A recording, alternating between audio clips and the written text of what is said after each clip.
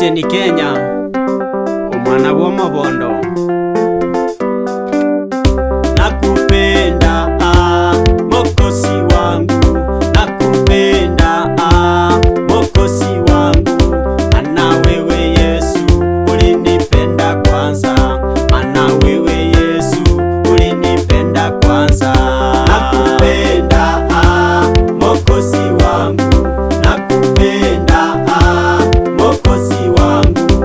Ana wewe Yesu ulinipenda kwanza, ana wewe Yesu ulinipenda kwanza.